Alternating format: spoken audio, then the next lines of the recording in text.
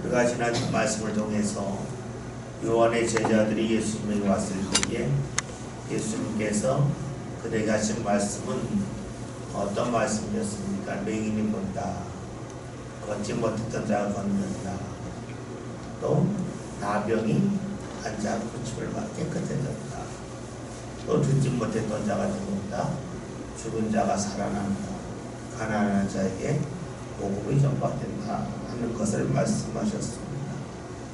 우리가 지난주 이 말씀을 보면서 이 말씀은 레위기 25장에 나와 있는 신년에 관한 말씀과 같다 그랬습니다. 신년의 특징은 누군가 자신의 땅을 가나안에서 팔았을 때에 신년이 되면 다시 되돌려 받죠. 그래서 이스라엘에서는 일시적으로 가난할 수 있어도 가난이 대물림되지 않도록 주께서 막아주셨는데, 다시 말하면 잃었던 것을 회복할 수 있도록 해주셨습니다. 그런데 이런 신년의 역사가 예수님을 통하여 일어난다고 하는 것을 주께서 말씀하셨죠. 이것은 다른 말로 하면 예수님을 통해서 내가 과거에 지녔던 것을 다시금 되찾는다는 겁니다. 이것을 신앙으로 보면 우리가 원래 하나님의 자녀였는데 죄를 범해서 하나님과 멀어졌지만 다시 관계가 회복되어서 하나님과 관계가 가까워졌다라고 볼 수 있겠고, 또 이것을 우리가 잘 아는 요한일서나 바울 서신에 관한 말씀으로 보면 마귀의 종이었다가 이제 하나님의 자녀가 되었다 하는 것을 볼 수 있습니다. 잃었던 것을 다시 되찾는다. 이것을 구원이라고 말하기도 하고, 또 요한복음에서는 영생이라고 말하기도 하고, 또 하나님의 자녀가 되었다고 표현하기도 합니다. 우리가 하나님의 자녀의 자리에서 쫓겨났었는데 자녀가 되었다는 것도 되겠고, 또 구원을 얻었다고 하는 것은 하나님이 나를 건져주셨다는 것이 되고, 영생이라고 하는 것은 하나님의 생명을 갖고 산다는 것이기 때문에 다 같은 말이 되겠죠. 오늘 24절에는 말씀 봅니다. 요한의 보낸 자가 떠난 후에, 즉 요한의 제자들이 다 돌아갔습니다. 예수님께서 우리에게 요한에 대해 말씀하시면서 그 앞에 있는 사람에게 묻습니다. 너희가 무엇을 보려고 광야에 나갔냐라고 묻습니다. 먼저 생각할 것은 광야입니다. 광야는 여러 말씀 듣다시피 넓은 들을 말하는데, 이 넓은 들은 우리나라의 넓은 들이 아니라 이스라엘의 넓은 들을 말합니다. 넓은 들이라고 하는 것은 사람이 적게 사는 곳을 말하겠죠. 사람이 왜 적게 사냐면 비가 조금 내리기 때문입니다. 비가 연간 한 200mm 정도 내립니다. 200mm 내린다고 하는 것은 다시 말하면 풀이 잘 안 자란다는 거예요. 풀이 잘 자라지 않기 때문에 양을 많이 키울 수가 없어요. 왜냐면 먹을 것이 있어야 양들이 자라잖아요. 그러니까 풀이 듬성듬성 나는 거죠. 그러니까 양떼를 키우는 사람들이 여기서 풀을 먹고 나서 비가 안 오니까 풀이 안 자라요. 다른 지역으로 옮겨가요. 그래서 유목을 하게 돼요.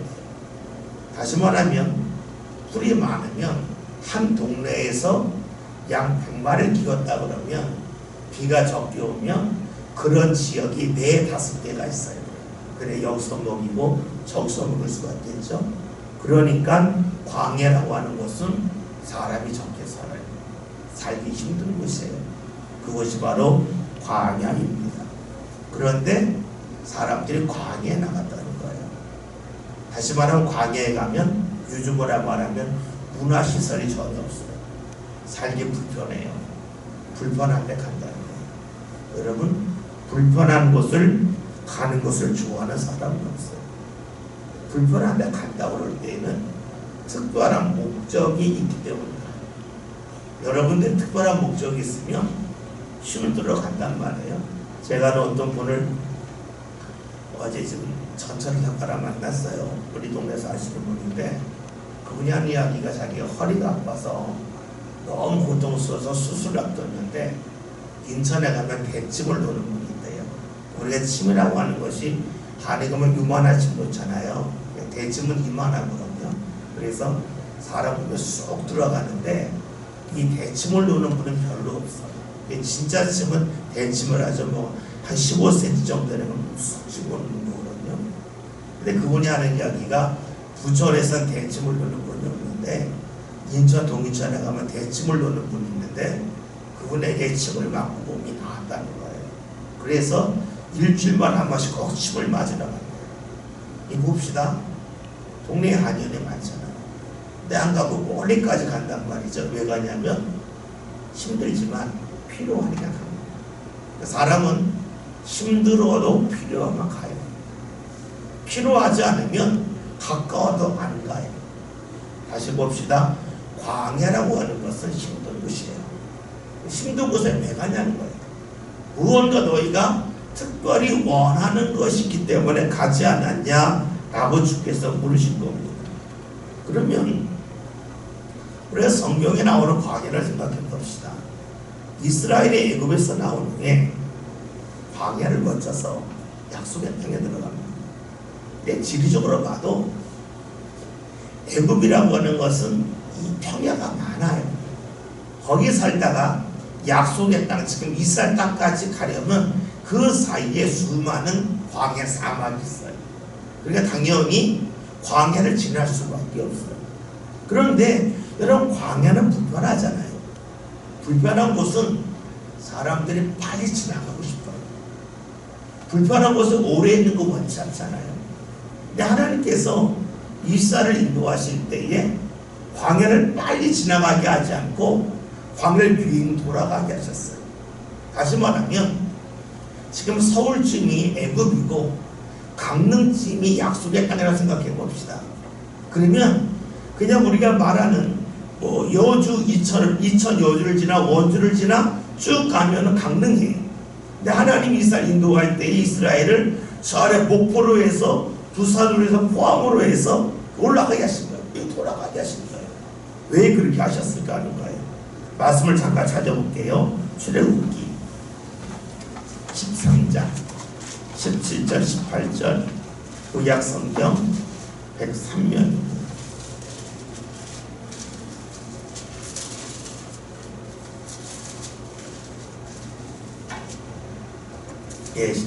출애굽기 13장 17절 18절 제가 17절에는 말씀 읽고 여러분 18절 있습니다. 바로가 백성을 보낸 후에 블레셋 사람은 땅에 기는 가까울지라 하나님이 그들을 그 길로 인도하지 아니하셨으니 이는 하나님이 말씀하시기를 이 백성이 전쟁을 하게 되면 마음을 돌이켜 애굽으로 돌아갈까 하셨습니다.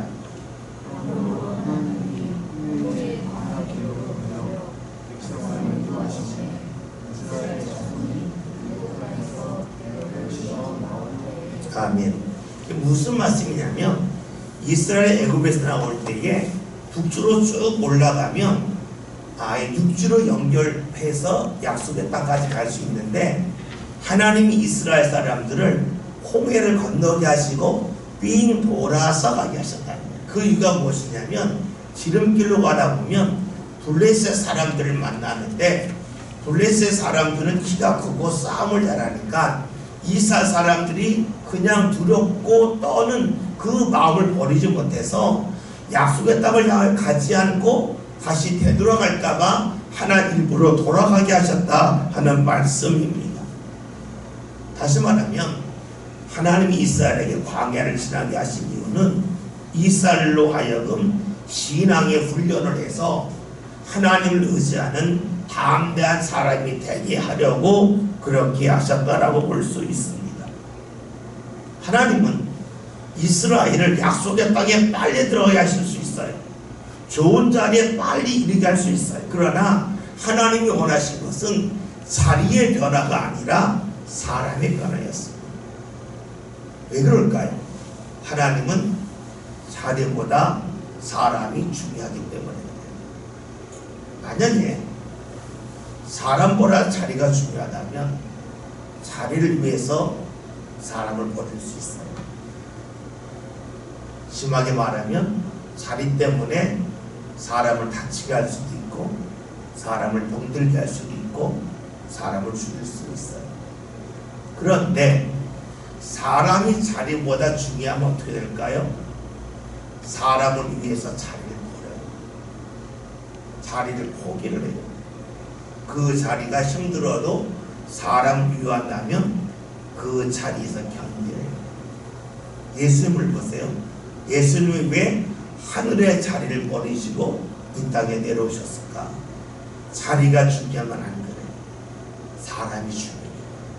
사람이 중요하기 때문에 하늘의 자리 버릴 수 있다는 거예요. 이게 하나님의 마음이고 하나님이 우리를 세우시는 모습이에요.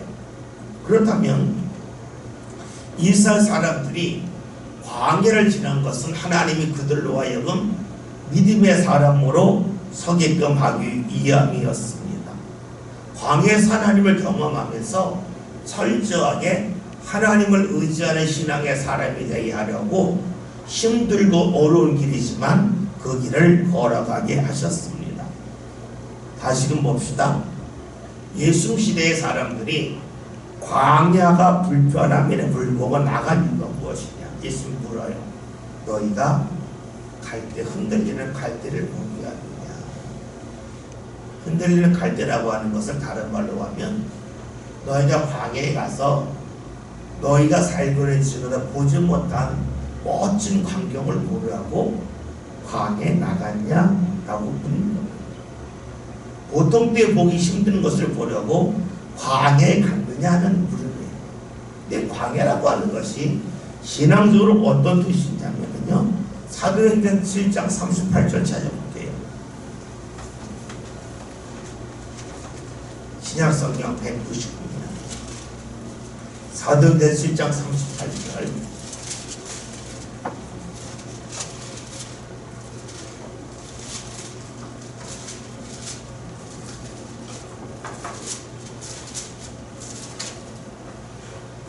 다 같이 읽습니다. 시내산에서 말하던 그 천사와 우리 조상들과 함께 광야 교회에 있었고 또 살아있는 말씀을 봐라 우리에게 주던 자가 이 사람이라. 아멘.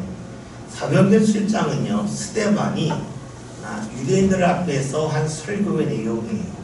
근데 스데반이 성령의 감동을 받아 설교하면서 이스라엘의 역사를 이야기를 합니다. 이스라엘의 광야를 지난다는 거예요. 근데 그 광야는 지금의 교회와 같다라고 표현을 합니다. 광야를 지나면서 이스라엘 사람들이 신앙으로 세워지듯이 지금 교회를 통해서 사람들이 신앙으로 세워진다는 것입니다. 그렇다면 우리가 예수님이 하셨던 말씀이 과거에 하셨던 말씀이지만 그 말씀을 우리에게 적용한다면 너희가 왜 광야에 나갔냐는 이 말씀은 너희가 왜 교회에 나오냐 하는 질문으로 바꿀 수 있어요.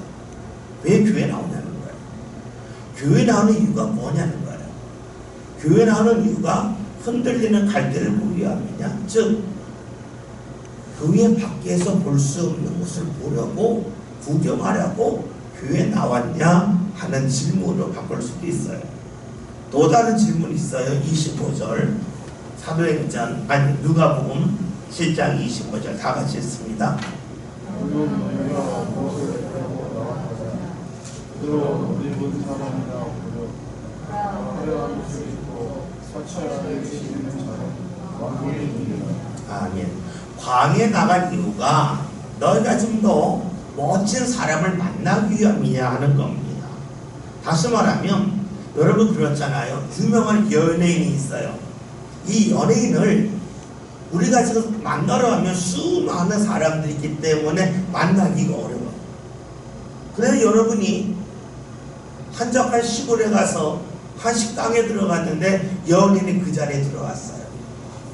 그 식당에 사람이 없어요. 나하고 그 테이블뿐이 앉아 있어요. 그러면 그 연예인에게 가기 쉽지 않겠어요? 만나기도 쉽잖아요. 마찬가지로 광야에 나간 이유가 많은 사람이 살지 아니하니까 그곳에서 너희가 좀 유명한 사람, 너희가 뛰어난 사람 만나기 위함이냐 하는 질문이에요. 요즘으로 말하면 이런 질문이 될 거예요. 예전에 한 목사님이 이런 설교를 하신 적이 있어요. 한 목사님이 군대에서 군목이었어요. 군대 목사님이셨는데 이 목사님이 담임하는 교회에 그 사단의 별을 다 사단장의 교회를 나온 거예요. 근데 이분이 믿음이 너무 좋았어요. 그러니까는 목사님이 대급으로는 뭐 한 중령 소령분이 안 되는데, 목사님 제가 교회에서 헌신하고 싶습니다. 뭐 했으면 좋겠습니까? 라고 했어요. 보통 목사님들 같으면 여기 뭐 좀 좋은 간식도 좀 주시고 복음을 주시고 뭐 그렇게 이야기할 텐데, 그 목사님 말했어요. 당신이 다음 주부터 안내위원을 해라. 안내위원을 하는데 그냥 하지 말고 군복을 입어라. 별 단구 군복을 입어라. 그리고 나서 안내위원 주보를 나눠주라고 했어요. 그러니까 또 그분이 믿음이 알았습니다. 한 거예요. 그리고 나서 주일날 안내위원하고 주보를 나눠주면서 인사를 오셨습니까? 이 소문이 난 거예요. 소문이 나니까 사병들이 교회 가면 장군이 나한테 고기를 숙이고 인사한다. 기분 좋잖아요. 그래서 사병들이 엄청나게 교회에 모여들었고 전도가 되었다고 하는 그런 이야기가 있어요. 그래, 그런 이야기 들으면 뭐 사람 이런 마음 가져요. 내가 사회에서 유명한 사람이 되고 높은 사람이 되어서 교회에서 안내위원 하면 교인들이 많이 올 거다. 뭐 이런 마음을 지닐 수도 있어요. 근데 예수님은 반대로 묻는 거예요. 너희가 그런 거 경험하고 싶어서 광야에 나갔냐? 너희가 보통 때에 만날 수 없는 사람을 교회 가면 만날 수 있으니까 그것 때문에 교회에 나오느냐는 거예요. 여러분 그렇잖아요. 초대교회가 있을 때에 그 당시에는 철저하게 신분사회였어요. 그래서 어떤 일이 생겼냐면 밖에서는 그 귀족들과 종들의 관계가 엄격하게 제한되어 있었어요. 근데 교회에서는 뭐가 되냐면 서로 하나님 앞에서 자녀의 형제자매였기 때문에 그 관계가 깨지면서 서로 간의 관계가 좋았어요. 그래서 성도의 형제가 그랬어요. 그래서 우리가 에베소서에 있는 말씀을 보면 이런 말씀이죠. 골로새에서 나오고 베드로전서 나오는 말씀이 뭐냐면 주인은 종들을 함부로 여기지 말라. 또 종들은 주인에 대하여 최선을 다하라. 다시 말하면 이런 거죠. 교회 가기 전에는 주인님 그랬는데 교회 간의 형제자매가 된 거예요. 그게 어떻게 돼요? 교회에서는 편안한 관계예요. 근데 이 관계를 일터까지 가지고 와서 교회에서는 나한테 형제 해놓고 왜 집에서는 나를 종다로 다루냐? 그렇게 하지 말라는 것이 성경 말씀이에요.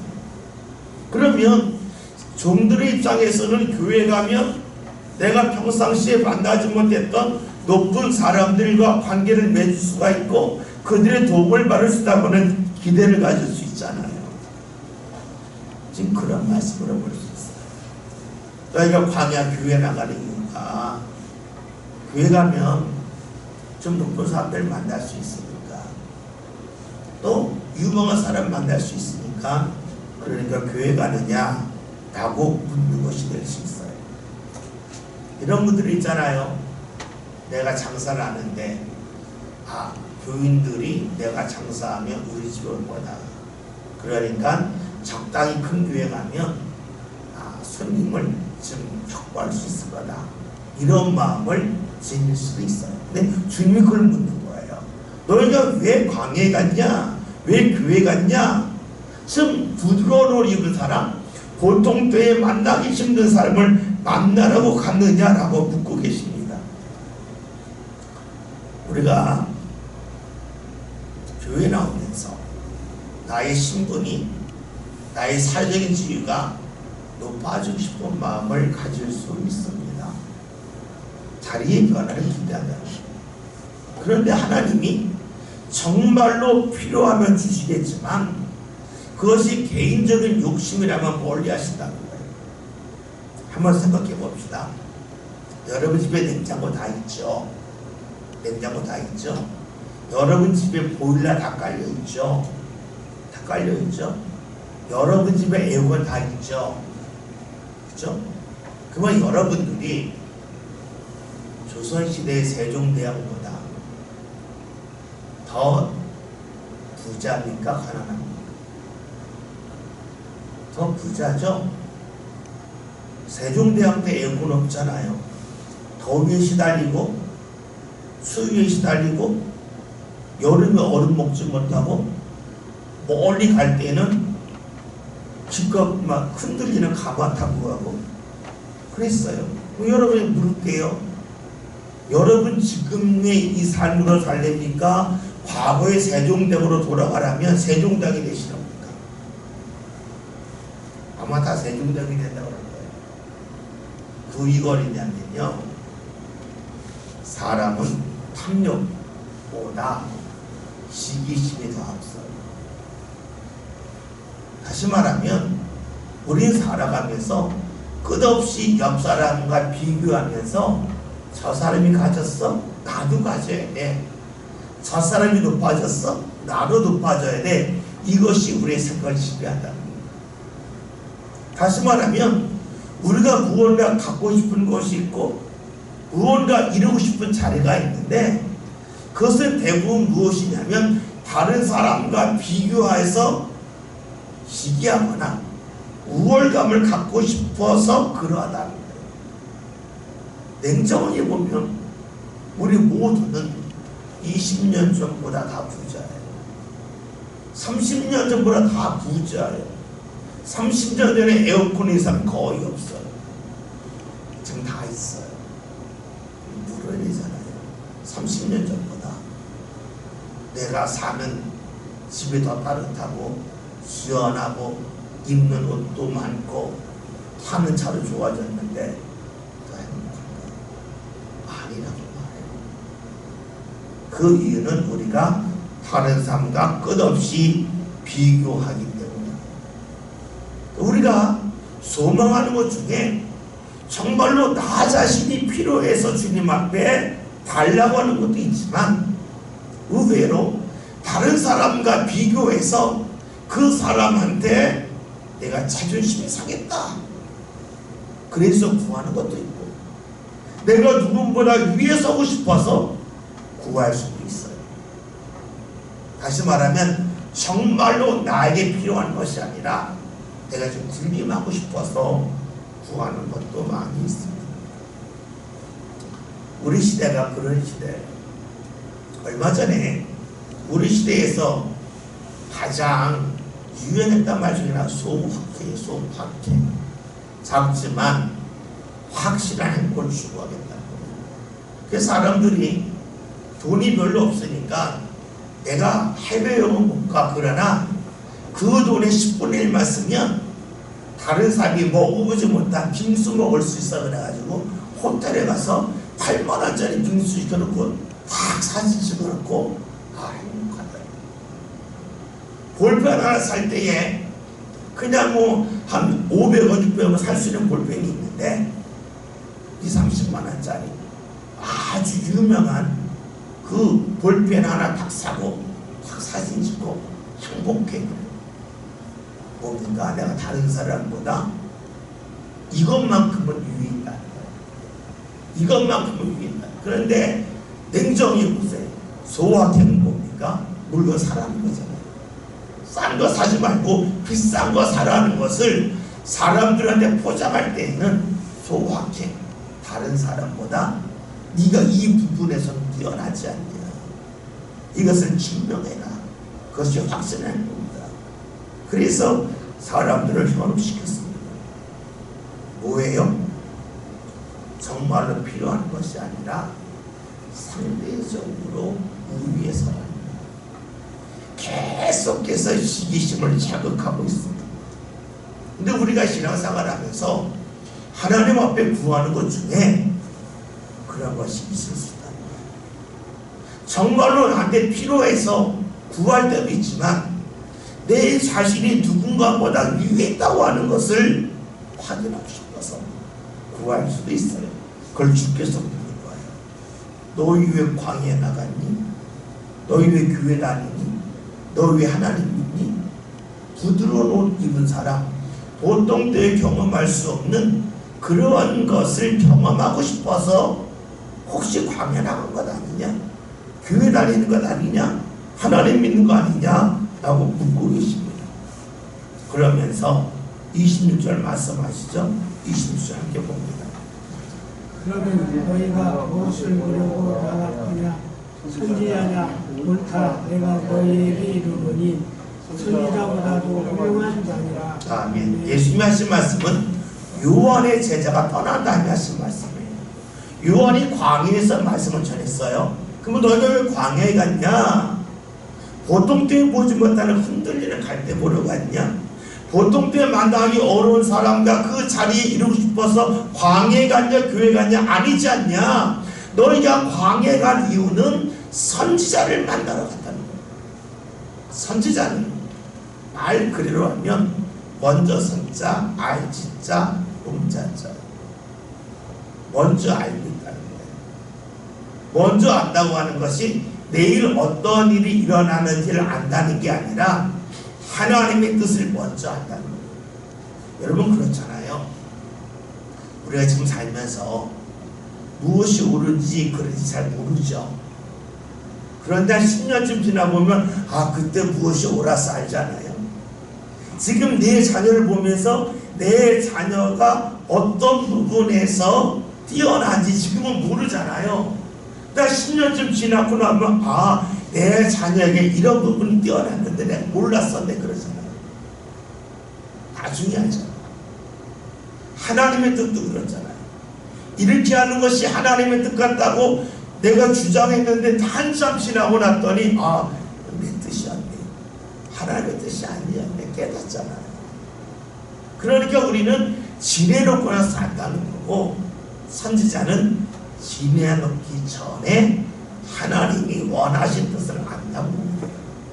그러니까 선지자라고 하는 것은 내가 올해 어디로 가서 무엇을 해야 돈을 벌고 잘 됩니까? 이것이 아니라 무엇이 하나님의 뜻인지를 붙잡는 거예요.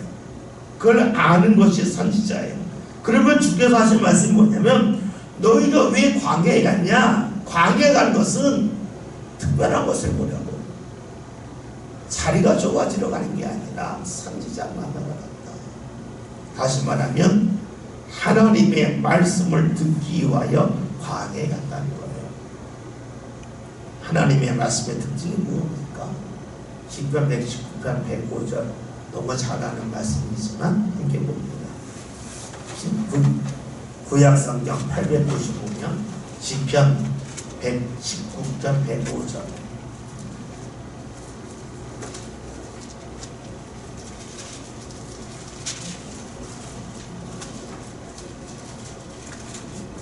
다 같이 했습니다. 주의 말씀은 내 발의 등이요 내 길의 빛이니이다. 아멘. 아주 유명한 말씀이죠. 하나님의 말씀은 내 발의 등이 되고 내 길의 빛이 된다는 말씀이에요. 이 말씀을 우리가 이렇게 볼 수 있어. 하나님의 말씀은 열매가 아니라 열매를 얻는 길을 알려주신다는 거예요. 하나님의 말씀의 특징은 말씀을 들었기 때문에 은혜의 열매를 내가 받는 게 아니라 말씀을 통해서 은혜의 열매를 맺는 길을 알고 그 길로 간다는 거예요. 우리가 하나님의 말씀을 들을 때 복 받았다가 아니라 은혜 받았다가 아니라 말씀을 통하여 하나님이 주시는 은혜 받는 길, 하나님의 복 받는 길을 안다고 볼 수 있습니다. 우리 이런 말씀을 들으면서 이런 질문을 하게 돼요. 내가 볼 때에 이것이 잘 되는 길 같은데 왜 이 길이 잘 안 되는가? 이런 질문을 많이 해요. 여러분 봅시다. 내가 볼 때에 이것을 하면 잘 될 거라고 하는 것이 확률입니까? 확신입니까? 확률이에요. 그렇죠? 내가 여기 가면 그 다음에 어떤 일이 일어날 거라고 하는 것은 확률이에요. 다시 봅시다. 우리가 뭐 네이버 같은 데 보면 길 찾기 보면 여기서 서울 가려고 하면 몇 시 몇 분에 중동역에 전철이 오고 그 전철을 타면 그 목적지 몇 시에 도착을 하고 거기서 몇 분 걸어가면 원하는 자리에 갑니를 알려줘요. 100%입니까? 아니죠. 확률이에요. 거의 맞지만 늘 100%는 아니에요. 왜냐면 가다 보면 간혹 전철이 사고 날 때도 있고, 또 때로는 사람들이 지금 장난치는 사람이 있어서 전철문이 바로 닫혀야 되는데 누가 발을 펴놓고 나서 열렸다 닫혔다 하면서 좀 늦어질 수 있어요. 그러니까 우리가 실제로 확신 있게 여기는 것은 모두 다 확률이에요. 여러분들이 핸드폰을 알람 맞춰 놓잖아요. 그러면 그때 정확하게 웁니다. 근데 100%는 아니에요. 왜냐면 내가 자다가 핸드폰을 쳐가지고 떨어뜨려서 핸드폰이 고장날 수도 있어요. 확률이 높을 뿐이지 100%는 아닙니다. 그런데 우리는 내가 알고 있는 것은 사실은 확률인데 그걸 100%라고 얘기합니다. 다시 말하면 내가 지금 하는 일이 잘 돼서 이런 자리에 가면 내 인생이 꼽힐 거라고 생각을 해요. 이게 100%가 아니에요. 확률이 높을 뿐이에요. 모든 것이 다 확률입니다. 우리가 내일 어떤 일을 할지 아는 사람 아무도 없습니다. 확률적으로 뭐가 일어날 거라고 기대를 하는데 그 확률이 대부분 맞을 뿐이지 100%는 아니에요. 그런데 여러분, 세상이 움직이는 것은 확률로 움직이지 않아요. 미국 대통령이 지금 트럼프 대통령 됐잖아요. 생각해 보세요. 그 트럼프가 대통령 되기 전에 누가 암살을 시도했잖아요. 그렇죠? 총알이 살짝 비껴나갔잖아요. 여러분, 그 총알을 쐈을 때 맞았으면 트럼프가 대통령 됐겠죠. 총이 그 지금처럼 맞았지만 트럼프가 딱 손 들고 미국 태국기 있는 그 사진이 찍히지 않았다면 트럼프가 강력한 이미지를 가졌다고 하는 것이 사람들 마음속에 각인되지 않았겠죠. 그런데 이것은 연출이 아니에요. 우연의 우연이에요. 그 우연의 우연이 사람들로 하여금 어떤 일을 생각했냐면 트럼프는 애국자고 트럼프는 강력한 지도자고 그것이 확 심겨지면서 많은 사람이 그에게 투표했을지도 몰라요. 아무도 생각하지 못했던 일이에요. 우리나라에 지난해 계엄이 선포됐습니다. 계엄이 선포된 줄 누가 알았어요. 그런데 그 일 때문에 우리나라에 생긴 엄청난 파국이 이루어지고 있어요. 무엇을 말하냐면 이틀 전까지 계엄이 일어날 확률은 0.2%도 없었어요. 어떤 국민이 계엄이 선포될 거라 생각했겠어요? 0.1%도 안 돼요. 근데 그것 때문에 지금 세상이 뒤바뀌었어요. 다시 말하면 우리는 확률을 믿지만 세상은 확률 가운데 움직이지 않습니다. 다시 말하면 수많은 사람이 좋은 거지만 좋아하는 거지만 그것이 내일도 좋다고 아무것도 보장하지 못합니다. 확률적으로도 불분이에요. 2008년도에 미국 리먼 브라더스라고 하는 은행이 파산을 했어요.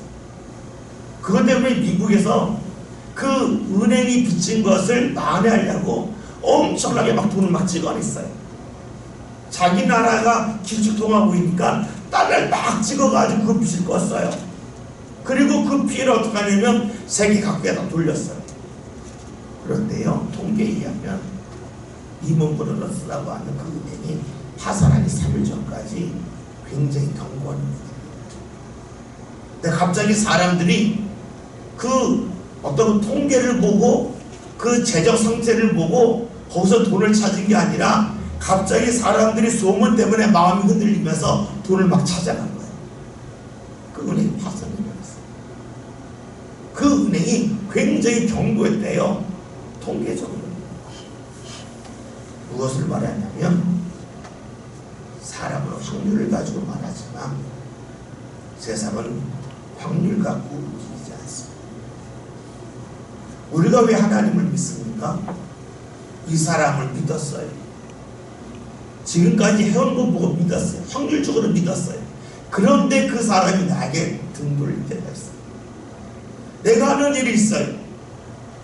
확률적으로 하면 잘 될 줄 알았어. 근데 안 되는 거예요.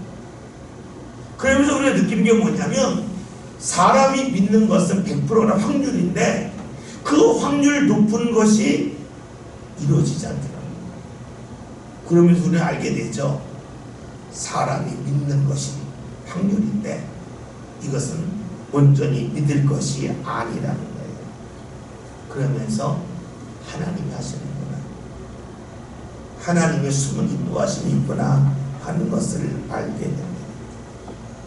그래서 우리가 확률적으로 높지만 안 될 때가 있죠. 반대로 봅시다. 확률적으로 별로 안 좋았는데 그것이 될 때가 있어요. 그래서 우리가 성경에 어떤 말씀을 판단하지 말라. 사람의 판단은 경험적인 것을 갖고 확률을 내는 거고, 주위 사람들의 분위기를 보면서 확률을 갖고 판단을 해요. 그런데 그 확률은 언제든지 무너집니다. 우리가 이런 말이 있죠. 자유를 말할 때에 새를 말해요. 우리가 힘들 때 나로 저 새처럼 하늘을 헐헐 날았으면 좋겠다 이야기해요. 그 이유는 뭐냐면 땅의 길은 막힐 때가 있잖아요. 근데 하늘의 길은 안 막히잖아요. 땅의 길은 앞이 안 보이잖아요. 그래서 쭉 가면은 무언가 길이 있을 것 같은데 가봤더니 길이 없을 때가 있어요. 가봤더니 공사에서 그 길이 막힐 때가 있어요. 그런데 하늘은 공사가 없잖아요. 그러니까 우리가 새를 말할 때에 자유롭다고 말하는데 왜 우리가 주의 말씀을 듣는가? 그 이유는 사람이 생각하고 판단하는 그 확률은 믿을 만한 것 같아도 꼭 믿을 만한 게 아니에요. 그 사람들이 경험적으로 알게 되면 어떻게 됩니까? 하나님의 말씀을 들어야지. 내가 믿는 도끼에 발등 여러 번 지켰는데 이제는 더 이상 도끼에 지키지 말고 사람의 확률 믿지 말고 하나님인 것을 믿어야지. 내 눈으로 보고 판단하지 말아야지 하면서 사람들이 말씀을 들어 나갑니다. 그것이 바로 광야로 나가서 선지자를 만난 것이래요. 왜 우리가 오늘 교회에 나옵니까? 그것은 내가 지금까지 생각하고 살아왔던 경험 속에서 수많은 확률이 있잖아요. 확률대로 움직이면 교회 안 나옵니다. 확률대로 안 움직여요. 다른 사람의 말대로 움직여도 되지 않아요. 그러면 깨닫는 게 사람을 의지할 게 아닙니다. 그래서 사람들이 광야로 나갔듯이 우리가 교회로 나오죠. 27절 예수님을 하시는 말씀도 봅니다. 기록된 바 보라 내가 내 사자를 네 앞에 보내노니 그가 네 앞에서 네 길을 준비하리라 하는 것이 이 사람에 대한 말씀이다. 네. 이 지금 내 앞에 길을 예비한다는 말씀은 이사야에 나오는 말씀이거든요. 한번 찾아볼게요. 이사야 40장 6절 구약성경 1055면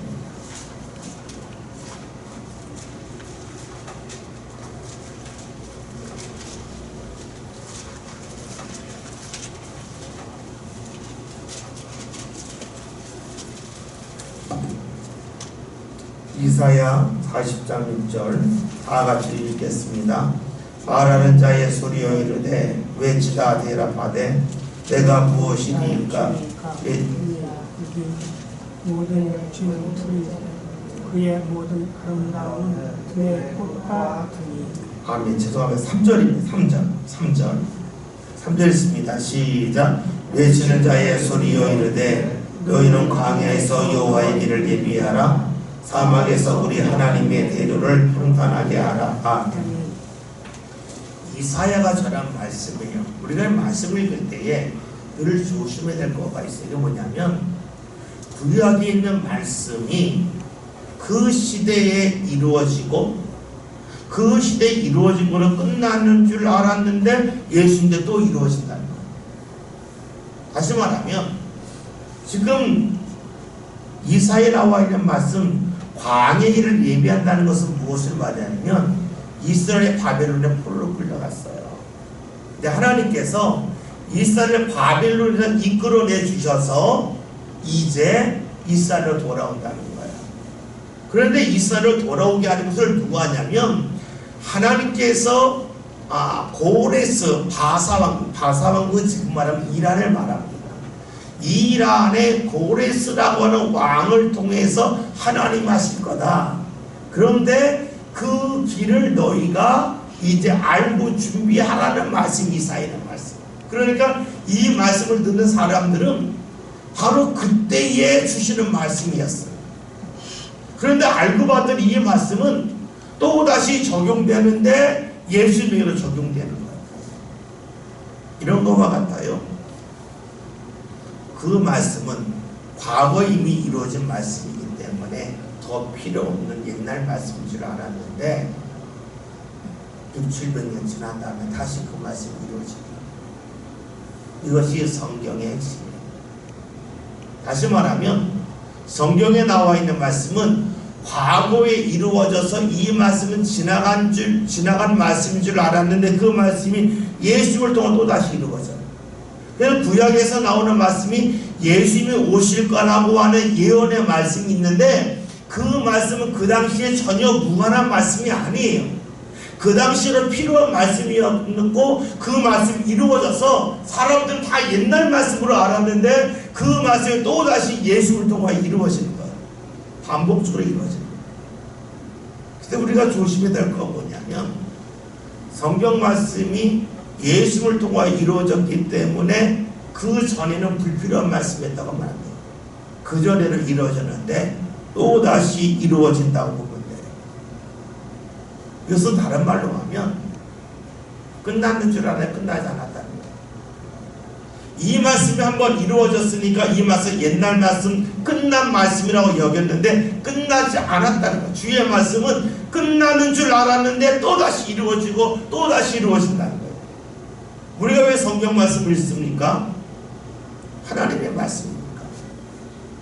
하나님의 말씀을 왜 읽을까요? 과거에 이루어진 말씀이지 이 말씀이 또다시 이루어지고 또다시 이루어지기 때문에. 다른 말로 하면 이 말씀은 과거에 이루어졌으니까 지나간 말씀. 지나간 말씀은 사람으로 하면 지나간 사람이에요. 지나간 사람은 어떤 사람이에요? 죽은 사람이에요.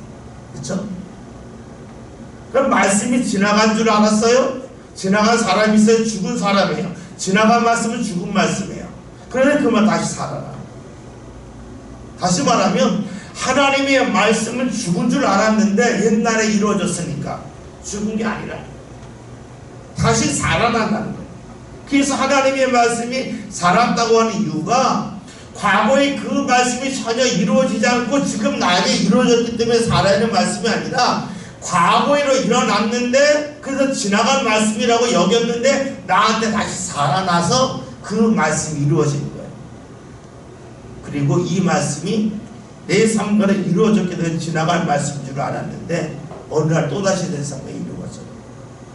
하나님의 말씀에 살았다고 하는 것은 죽은 줄 알았는데 죽은 것이 아니다.